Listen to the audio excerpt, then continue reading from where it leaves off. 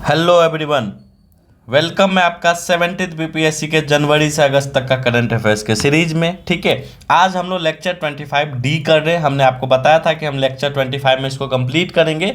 Complete नहीं हो पाया 25 में, तो हम उसको ABCD कर दिए हैं।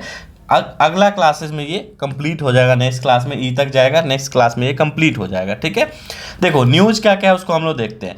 Amid growing BRI pressure from China, ओली मतलब प्राइम मिनिस्टर ऑफ नेपाल। ठीक है, Oli eyes rapprochement with the new Delhi. BRI जो है ना, BRI आपका मेन क्या इसका थीम है कि BRI आपका बेल्ट रोड इनिशिएटिव है। ठीक है, चाइना का इनिशिएटिव है। अब हो क्या रहा ना, ये चाइना का इंफ्रास्ट्रक्चर एंड कनेक्टिविटी प्रोजेक्ट है, aim at enhancing global connectivity and cooperation. China क्या कर रहा है ना कि चाइना एक अपना रास्ता तैयार कर रहा है पूरे वर्ल्ड के कनेक्टिविटी के लिए, सो दैट कि उसका जो बिजनेस है ना, उसका इंफ्रास्ट्रक्चर बिजनेस आसान हो सके। ठीक है, नेपाल ज्वाइन कब करता है BRI को? 2017 को। ठीक है, 2017 में। इंडिया नेपाल रिलेशंस क्या है? तो इंडिया देखो, अब इतना तो पता चल गया BRI नेपाल को ज्वाइन कब करता है, इससे ज़रा नहीं पूछेगा। ठीक है, बस इतना ध्यान पे रखना कि BRI चाइना का इनिशिएटिव है। ठीक है, बहुत बेसिक सा चीज़ है। Belt and road initiative, Nepal से रिलेटेड आर्टिकल्स आया है। तो नेपाल कब ज्वाइन किया BRI? ठीक है, इंडिया नेपाल का क्या रिलेशन है? क्योंकि नेपाल अप्रोच कर रहा है इंडिया को, तो इंडिया नेपाल का रिलेशन ये है कि सूर्य किरण हम लोग ज्वाइंट मिलिट्री एक्सरसाइज करते हैं नेपाल के साथ। ठीक है, India is the largest trading partner and highest source of FDI इन नेपाल। तो हम नेपाल के लिए तो फॉरेन है, तो इंडिया सबसे ज़्यादा हाईएस्ट ट्रेडिंग पार्टनर है नेपाल का, उसके साथ साथ हाईएस्ट सोर्स ऑफ FDI है नेपाल में, मतलब फॉरेन डायरेक्ट इन्वेस्टमेंट सबसे ज़्यादा इंडिया नेपाल में करता है। ठीक है, नेक्स्ट है आपका India select 2 crew member for axiom 4। Axiom 4 क्यों है? क्योंकि 1 2 3 हो चुका है। ठीक है, mission to International Space Station. ठीक है, 2 लोग इसमें चयनित हुए, पहला तो शुभांशु शुक्ला और दूसरा पारसनाथ बालाकृष्णा नैयर। ठीक है, ग्रुप कैप्टन है ये। इंडियन एयरफोर्स का विल ट्रेन एंड यूएस में इनको ट्रेन किया जाएगा। क्यों किया जाएगा? क्योंकि एक ह्यूमन स्पेस प्रोग्राम है। किसका? इसरो का।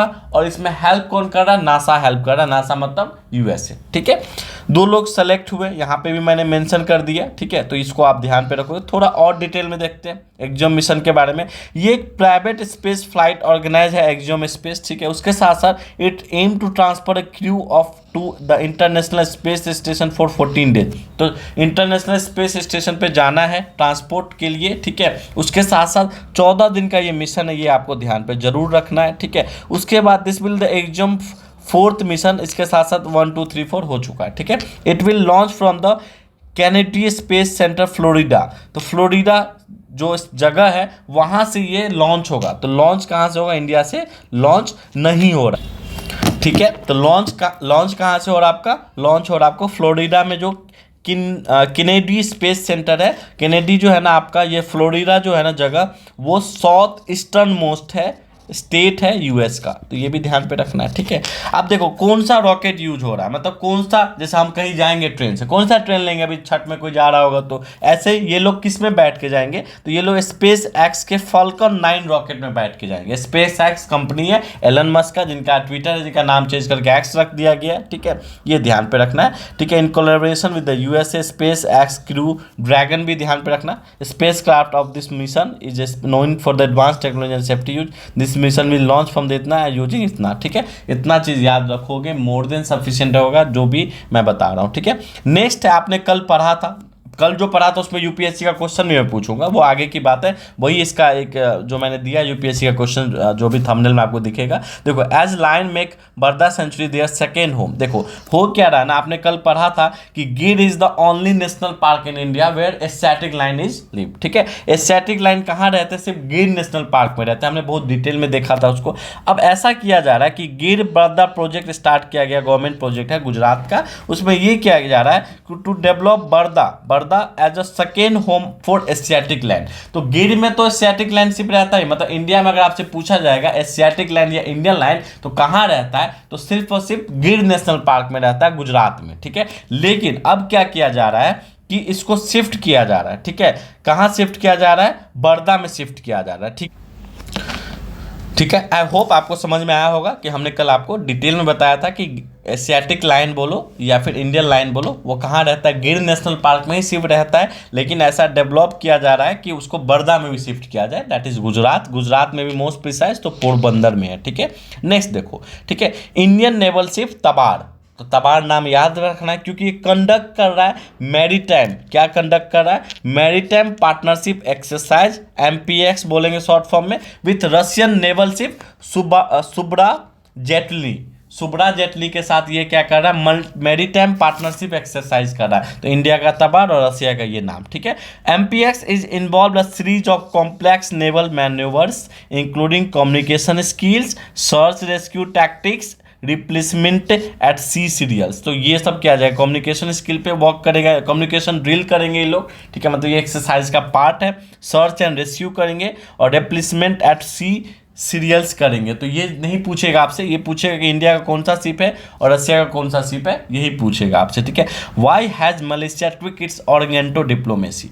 अब बात समझो, ये ऐसा टॉपिक है, ऑर्गेंटो पिछले साल भी न्यूज में था। जब मैंने 2023 का क्वेश्चन सॉल्व किया था एग्जाम में बैठ के, ये 2023 का क्वेश्चन है तो मेरे से सॉल्व हो गया था। One of the toughest question में से ये था 2023 का, यूपीएससी का 2023 का क्वेश्चन है, ध्यान पे रखना। इसके ऊपर बात करेंगे, इसका आंसर क्या होगा, पहले इसके बारे में पढ़ लेते हैं। देखो ये भाई साहब सोया है, ये उदास है। क्यों उदास है, देखो हो क्या रहा है ना कि इंडोनेशिया मलेशिया में ना सबसे ज़्यादा पाम ऑयल होता है। पाम ऑयल एक तरह का ऑयल होता है, जैसे हम लोग सोयाबीन ऑयल होता है, सरसों का तेल होता है, ऐसे पाम ऑयल इंडिया सबसे ज़्यादा कहाँ से मंगाता है, मलेशिया और इंडोनेशिया से। ठीक है, तो वहाँ पे जो पाम ऑयल का कल्टीवेशन हो रहा है ना, उसके कारण ये स्पेसीज मारा जा रहा है। क्यों मारा जा रहा है, क्योंकि पाम ऑयल के लिए पाम ऑयल का कल्टीवेशन होता है तो जंगल का कटाई हो रहा है, इस कारण जिस जंगल में ये लोग रहते हैं इनको प्रॉब्लम हो रहा है। ठीक है, तो Malaysia is the world second largest palm oil producer, और इसके कारण क्या हो रहा है, लॉस ऑफ हैबिटेट ऑफ ऑर्गेंटोस, ऑर्गेंटो को मारा जा रहा है। ठीक है, क्यों मारा जा रहा है, क्योंकि इसलिए मारा जा रहा है कि उनके जगह पे खेती किया जा रहा है ऑयल का। ठीक है, ऑर्गेंटो आपका ग्रेट एप्स है, ठीक है, हाईली इंटेलिजेंट है और ह्यूमन कैंट क्लोजेस्ट रिलेशन है, हमारा क्लोजेस्ट रिलेटिव ये है। क्यों है, क्योंकि देखो आदमी पहले बंदर ही था तो ये बंदर जैसा ही दिखता है। लार्जेस्ट एरोब्रियल मैमल्स है, एरोब्रियल मतलब ये आपको पेड़ पे रहता है। ठीक है, लिव्स इन ट्री। ठीक है, मैंने ब्रैकेट में भी लिख दिया है, यहीं से यूपीएससी क्वेश्चन पूछ दिया था पिछले बार, हो सकता है बीपीएससी पूछ दे क्योंकि ये ऑर्गेंटो फिर से इस साल न्यूज में है।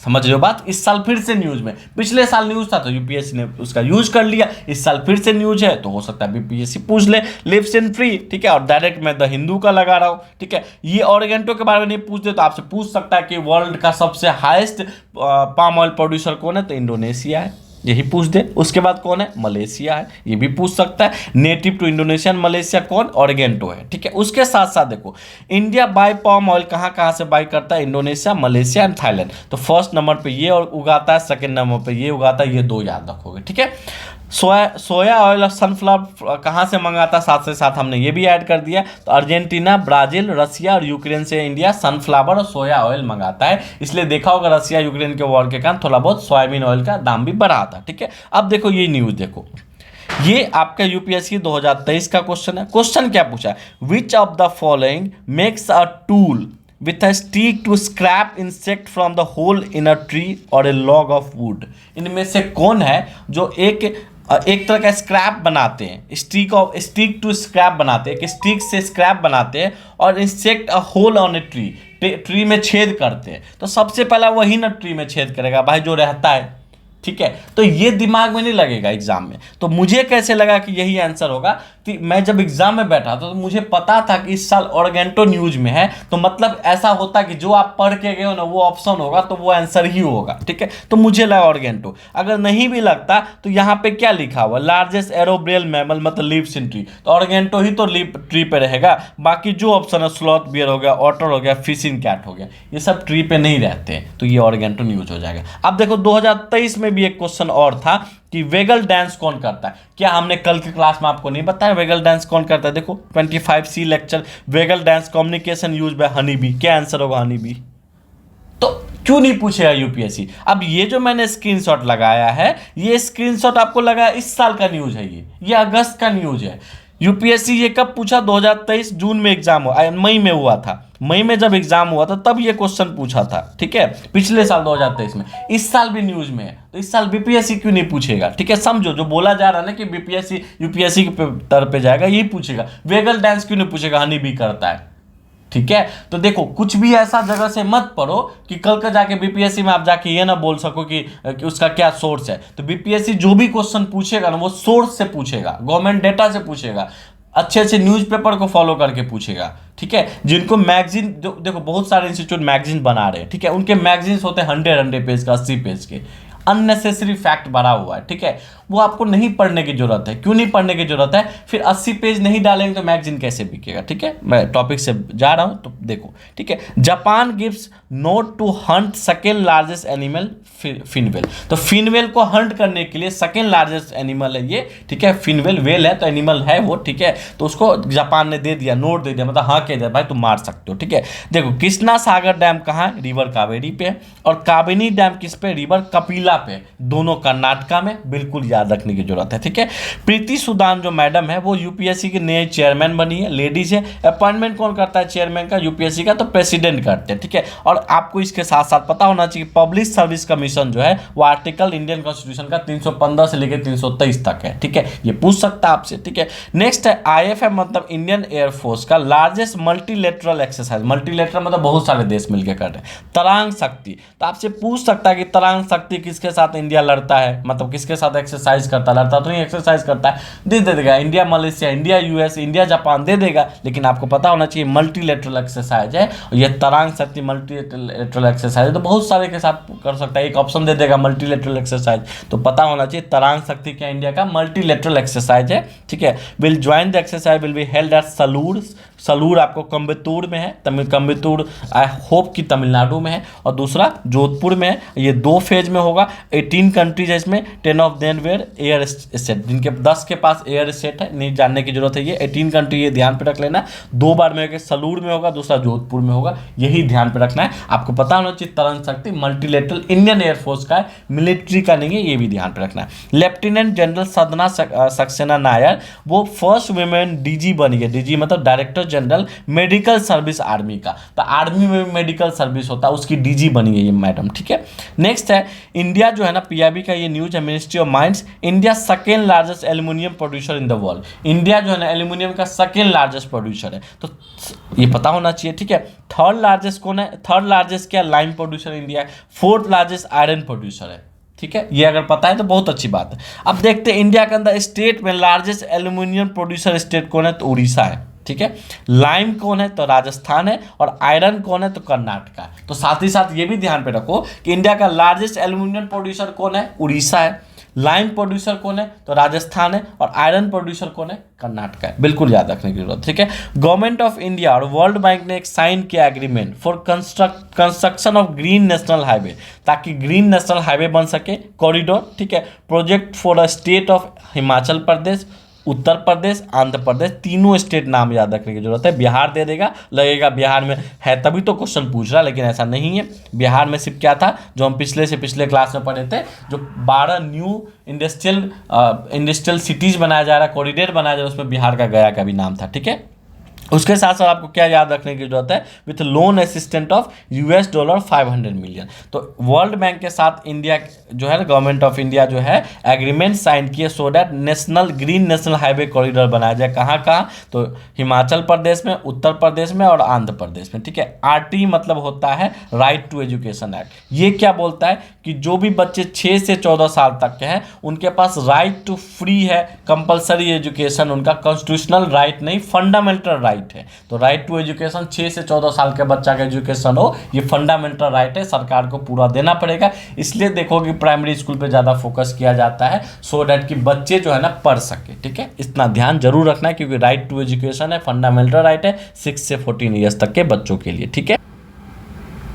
ठीक है, तो आपसे पूछा जा सकता है कि राइट टू एजुकेशन क्या है। ठीक है, नेक्स्ट आपका country has witness to highest ever coal production in the year 2023 से 24 तक, मतलब इंडिया में हाईएस्ट एवर कोल प्रोडक्शन हुआ है। ठीक है, तो देखो कोल के बहुत अच्छे अच्छे टाइप्स है, तो मैं आपको ऊपर सबसे अच्छा क्वालिटी, फिर उससे बाद क्वालिटी, फिर थर्ड अच्छा क्वालिटी, फिर फोर्थ सबसे, तो लोएस्ट क्वालिटी ये, सबसे हाईएस्ट क्वालिटी ये है। ठीक है, अब देखो एंथ्रासाइड जो है ना उसमें 80 to 90% कार्बन है, लेकिन ये इंडिया में सबसे कम है, सब मेनली ये जम्मू कश्मीर में। ठीक है, लेकिन बिटुमिनस जो है ना उसके बाद वाला कार्बन है, जिसमें कार्बन जो है ना 60 to 80% है, और ये सबसे ज़्यादा वाइडली यूज होता है क्योंकि ये सबसे ज़्यादा इंडिया में पाया जाता है। जैसे झारखंड हो गया, वेस्ट बंगाल हो गया, उड़ीसा हो गया, छत्तीसगढ़ हो गया, कुछ मध्य प्रदेश में भी है। ठीक है, मेनली झारखंड, वेस्ट बंगाल, उड़ीसा में तो है ही है। ठीक है, लिग्नाइट देखोगे तो 40 से 45% इसके अंदर कोल है, तो तमिलनाडु, पुडुचेरी, केरला, गुजरात, राजस्थान और जम्मू कश्मीर, थोड़ा बहुत जम्मू कश्मीर भी है। ठीक है, नेक्स्ट है आपका पीट। पीट मतलब वो भी है टाइप्स ऑफ कोल। ठीक है, कार्बन इससे 40% से कम रहता है, मेनली ये केरला में पाया जाता है। ठीक है, नेक्स्ट है आपका पंजत पिनांग। ठीक है, एक ट्रेडिशनल गेम है इंडोनेशिया का। पंजत पिनांग इन ट्रेडिशनल गेम है आपका, इंडोनेशिया से पूछ सकता है क्योंकि साउथ ईस्ट एशिया। ठीक है, नेक्स्ट आप कमचत्ता प्लेट्यू। कमचत्ता प्लेट्यू है कहाँ, तो ये जो रसिया है ना, रसिया के सबसे ईस्टर्न मोस्ट पार्ट में। ठीक है, देखो अगर आप रसिया को देखोगे ना, तो रसिया मान लो ये है, तो रसिया जितना वेस्ट में डेवलप है ना उतना ईस्ट में नहीं डेवलप है। ठीक है, रसिया इतना वाइड है ना कि इसमें 11 टाइम जोन है, आई गेस 11 टाइम जोन है, एक बार चेक भी कर लेना, इतना वाइड चौड़ा देश है। ठीक है, तो आप समझो कमचत्ता प्लेट्यू है ना, ये पूरा रसिया, तो रसिया का वेस्टर्न पार्ट है कमचत्ता प्लेट्यू, ये पूछ सकता है। रसिया फार ईस्ट। ठीक है, देखोगे ना किसके किसके बीच में, तो सी ऑफ ओस्टोक और on the west and Pacific Ocean and Bering Sea on the east. तो आप देखो ओस्टोक यहाँ पे है, बियरिंग सी और ये पूरा पैसिफिक ओशियन इसके ईस्ट में है। ठीक है, तो ईस्ट में बेरिंग सी और पैसिफिक ओशियन है, और ये ओस्टोक सी जो है इसके वेस्ट में ये कमचत्ता प्लेट्यू है, ये ध्यान पे रखना है। ठीक है, उसके बाद देखो ये part of ring of fire है, यूनेस्को वर्ल्ड हेरिटेज लिस्ट में शिवलिंचू वोल्केनो है, इसके अंदर ये देखो शिवलिंचू यहाँ लिखा हुआ है, देखो शिवलिंचू लिखा हुआ है। ठीक है, तो ये ध्यान पे रखना, शिवलिंचू लिखा हुआ है, पूछ सकता है Shiveluch is the part of the Kamchatka plateau, ऐसे ऐसे टर्म पूछेगा, फिर आप अगले साल उसके एक्सप्लेनेशन को पढ़ोगे तभी पढ़ लो। ठीक है, न्यूज में। ठीक है, new maritime rescue coordination centre कहाँ बना है, चेन्नई में बना है, बिल्कुल पूछ सकता है। देखो जो मैं हैशटैग करके लिख रहा हूँ ना, ये भी हेडिंग ही है, तो ऐसा नहीं है सिर्फ हेडिंग आपको पढ़ा रहा हूँ। देख लो हेडिंग क्यों पढ़ाऊंगा, जहाँ एक्सप्लेनेशन देना ये हेडिंग में था ही नहीं, लेकिन मैं आपको पढ़ाया ना कि क्या क्या कोल है, कहाँ पाया जाता है, सिर्फ इतना था हेडिंग में, तो हेडिंग में सिर्फ इतना ही था। ठीक है, बाकी सबको एक्सप्लेनेशन कर ही रहा हूँ, तो डोंट वरी। ठीक है, देखो नेक्स्ट है कंज्यूमर प्रोटेक्शन अथॉरिटी। ठीक है, इसमें क्या होता है, एक चीफ कमिश्नर होते हैं, अभी निधि खाड़े हैं। ठीक है, कंज्यूमर प्रोटेक्शन एक्ट 2019 से बना ये Central Consumer Protection Authority to promote, protect, enforce the right of consumer as a class. ठीक है, प्रमोट करना कंज्यूमर को, प्रोटेक्ट भी करना, इन्फोर्स करना राइट को। ठीक है,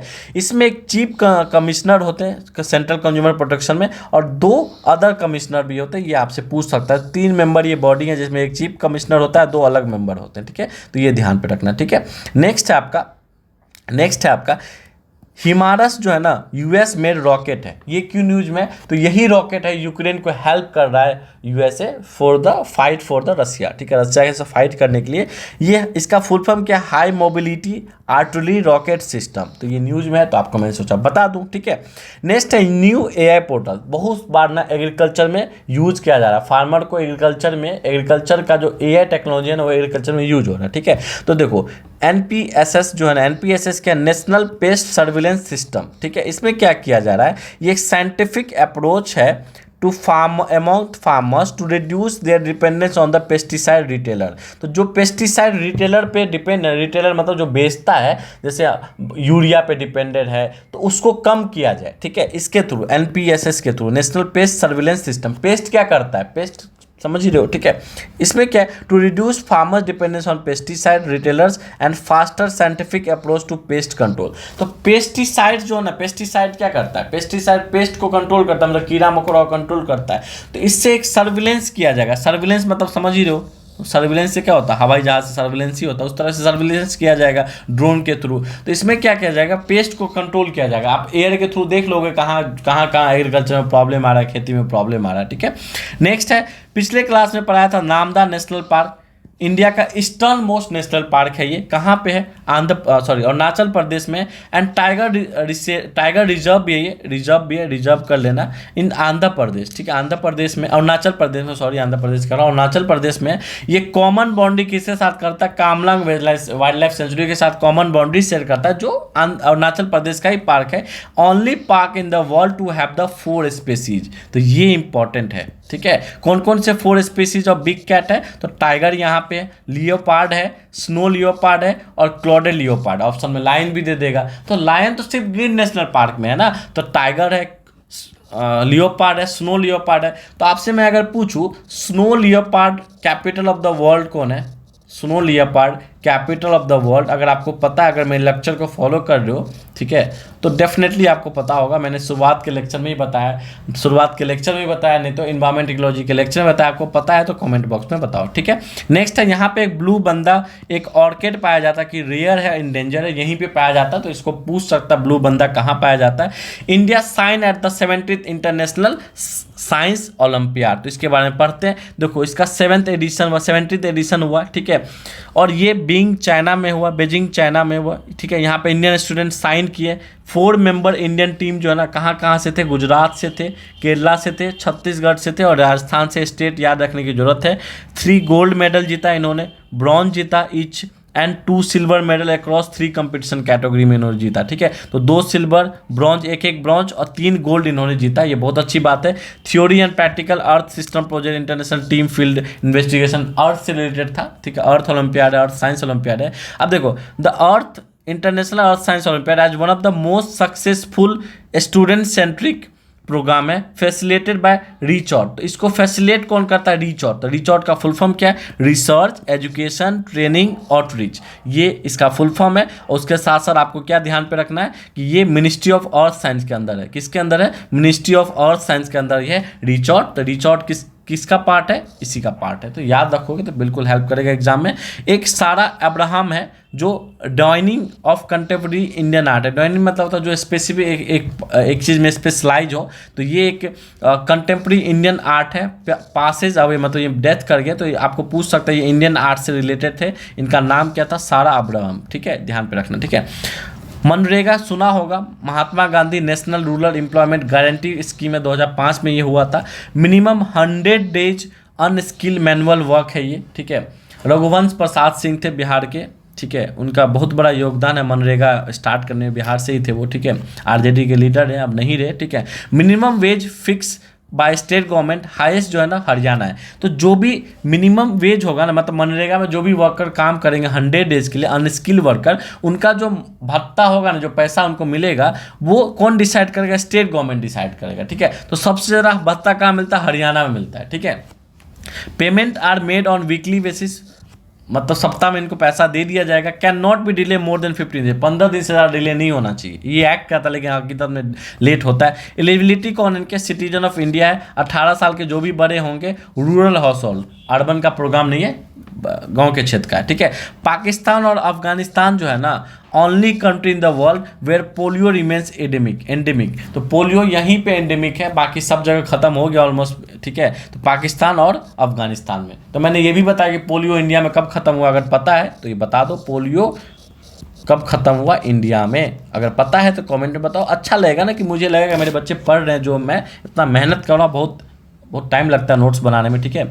चलो, थैंक यू एवरीवन, आज के लिए इतना ही है। तो जो आपको थंबनेल में दिख रहा होगा कि क्या है यूपीएससी के 2 क्वेश्चन, तो ये दोनों क्वेश्चन 2023 के हैं। और अगर आपने पिछला लेक्चर किया तो इसको अटेम्प्ट कर लोगे, और आज का लेक्चर किया तो इसको अटेम्प्ट किया। हो सकता है कि डायरेक्ट यही सेम क्वेश्चन आपको बीपीएससी पूछ दे, क्योंकि सेम क्वेश्चन डायरेक्ट बीपीएससी ने भी पूछा यूपीएससी का, ठीक है। Thank you everyone.